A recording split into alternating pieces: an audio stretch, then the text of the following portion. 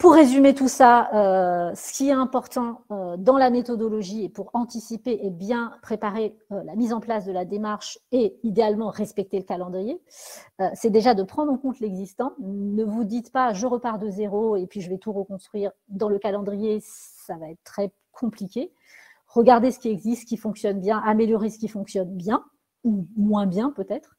Raisonner risque, c'est-à-dire faire preuve de pragmatisme et se poser les bonnes questions, bien prendre connaissance du niveau attendu de chaque indicateur dans le guide de lecture, donner du sens à la démarche engagée, donc communiquer auprès des acteurs, identifier ces différents acteurs et les sensibiliser, et organiser et prioriser les actions que vous aurez identifiées et qui sont améliorées au sein de votre structure.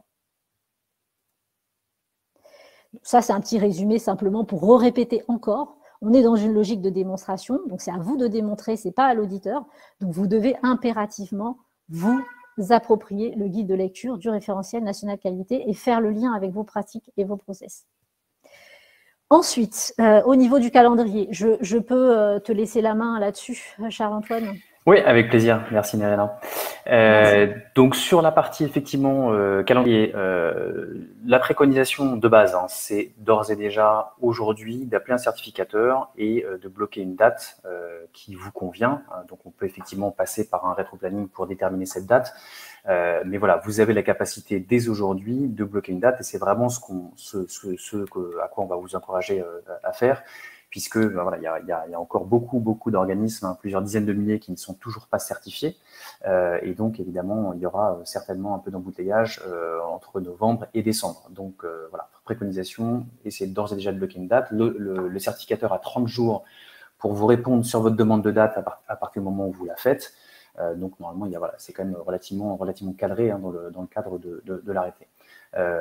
Ensuite, si on fait un petit rétro-planning, on a besoin, nous on considère, hein, pour être correctement préparé, d'environ 2 mois. Bon, évidemment, ça va dépendre des organismes, des catégories d'actions que vous visez, si vous êtes monosite, multisite, mais bon, voilà, si on prend le cas d'un organisme un peu classique qui est Datadocké et qui est monosite, on va être généralement à peu près sur 2 mois.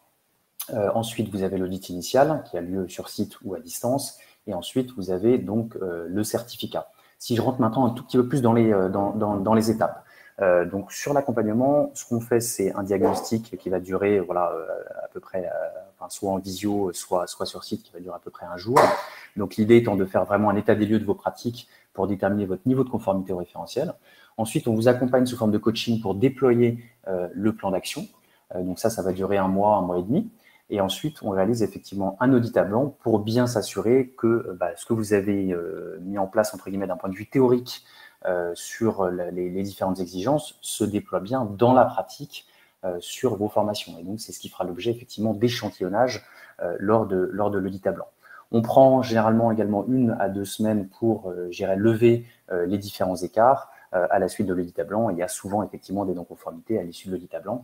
C'est relativement récurrent parce que voilà, la mise en pratique souvent est un petit peu plus délicate. Et je rappelle qu'il faut que vous ayez à montrer à l'auditeur des formations qui respectent ce nouveau formalisme Calliope attendu. Hein. Donc, c'est-à-dire qu'en parallèle de l'accompagnement, il faut que vous commenciez à mettre en pratique les différentes exigences du référentiel, donc évidemment concernant les 20 et quelques indicateurs si vous faites que de la formation continue. Donc, une fois que vous avez réalisé l'audit à blanc, vous avez levé les différents écarts, vous êtes prêt pour l'audit initial que vous passez sur site.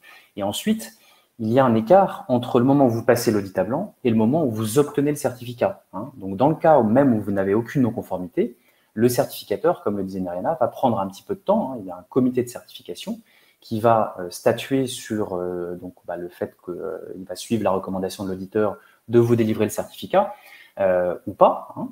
Mais donc, il va y avoir généralement, on va dire 2 semaines en moyenne entre le moment où vous passez l'audit et le moment où vous obtenez le certificat, dans le cas où vous avez effectivement aucune non-conformité ou uniquement des non-conformités mineures. Si vous avez des non-conformités mineures, il faudra démontrer par la mise en place d'un plan d'action que vous allez, dans le futur, lever ces non-conformités.